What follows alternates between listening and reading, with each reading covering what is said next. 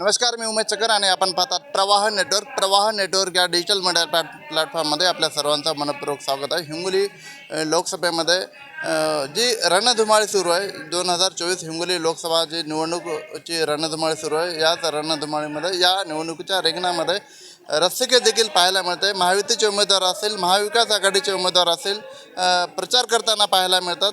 एकमेकावर आरोप देखील केल्याचं देखील या ठिकाणी पाहायला मिळतं. माझ्यासोबत आज शिवसेना उद्धव ठाकरे गटाचे नेते अजित मगर आहेत. साहेब, कशा पद्धतीनं प्रचार दौरा सुरू आहे, कशा पद्धतीनं प्रतिसाद मिळतो, काय माहिती आहे, काय सांगा? पूर्ण लोकसभा क्षेत्रामध्ये आम्हाला अत्यंत उत्कृष्ट असा प्रतिसाद मिळत आहे. आम्ही मायक्रो लेवलचं इथं मॅनेजमेंट केलेलं आहे. प्रत्येक सर्कल निहाय इथं दौरे चालू आहेत. उमेदवाराचे तर आहेतच, परंतु जे पदाधिकारी आहेत यांचेसुद्धा प्रत्येक सर्कलने आम्ही दौरे करत आहोत. एकंदरीत आपण पाहिलं तर शिवसेनेचा अगोदर बाण होता, त्यानंतर आता हे मशाल चिन्ह आलेलं आहे. मशाल चिन्ह हे प्रत्येक गावागावात, प्रत्येक घराघरापर्यंत पोहोचण्यासाठी कशा पद्धतीनं तुम्ही मेहनत करीत आहात, कशा पद्धतीनं हा प्रचार दौरा सुरू आहे, काय सांगताय? या 1.5-2 वर्षापूर्वी महाराष्ट्रामध्ये काय झालं हे सर्वांना माहिती, की कशा पद्धतीनं धनुष्यबाण हा ओढून चोरून घेऊन गेले आणि त्यानंतर निवडणूक आयोगाने जी मशाल चिन्ह दिलेलं आहे, मशाल चिन्ह त्या 15 दिवसातच पहिल्या इतकं त्याचा प्रचार झाला की आज असं वाटतं की सर्वांना माहिती, कोणाला सांगायची गरज नाही. तरी आम्ही सर्व पदाधिकारी, सर्व कार्यकर्ते घराघरापर्यंत मशाल हे चिन्ह कसं पोहोचून यावर आम्ही भर टाकत आहोत.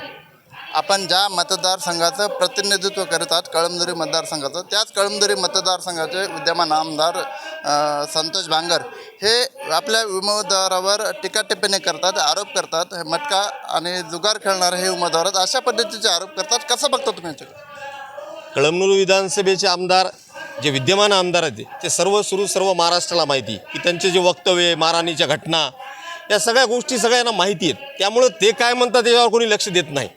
येणाऱ्या 6 महिन्यानंतर त्यांची जी निवडणूक आहे विधानसभेची, त्यांनी त्याच्यावर लक्ष केंद्रित करावं. त्यांना तिकीट भेटतं की नाही हे त्यांनी बघावं. कारण हेमंत पाटलाचं जसं तिकीट कट झालं तसं त्यांचं होणं हीच आम्ही इथं अपेक्षा करतो. कारण आम्हाला त्यांना पराभूत म्हणून आम्ही पराभूत करणार हे आम्हाला बघायचं.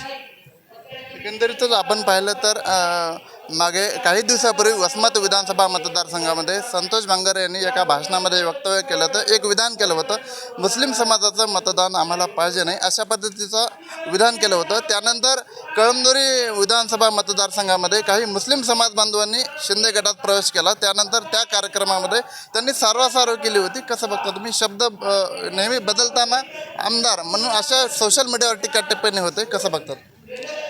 ते आधी रडले, नंतर शिंदे गटात गेले, हे सर्व महाराष्ट्राला माहिती. आणि कुठल्या समाजावर, कुठल्या जातीवर कुणीच टीका टिप्पणी करू नये आणि लोकप्रतिनिधी म्हणून मुळातच करू नये. परंतु या आमदार महोदयाचं सगळ्या महाराष्ट्राला माहिती आहे की यांचं वागणं, आज एक बोलतात, पुन्हा उद्या पलटी मारतात, पुन्हा परवा दिवशी तिसरंच बोलतात, हे सगळ्यांना माहिती आहे. त्यामुळे याच्यात विशेष नवीन काही सांगायची गोष्ट नाही. मागील काही दिवसापूर्वी राज्याचे मुख्यमंत्री एकनाथ शिंदे यांच्या प्रमुख उपस्थितीमध्ये हादगाव शहरामध्ये सभा पार पडली. त्या सभेमध्ये भाजपच्या एका पदाधिकारी महिलेला मंचावरून, स्टेजवरून खाली उतरवण्याचा प्रकार घडला होता. कसं बघता? संस्कृती, आपला भारत देश हा संस्कृतीचा देश म्हणून ओळखला जातो. ही संस्कृती जर तुम्हाला बाहेर ठेवायची असेल आणि त्याची जर जोपासना करायची नसेल तर मग याला काय उत्तर देणार?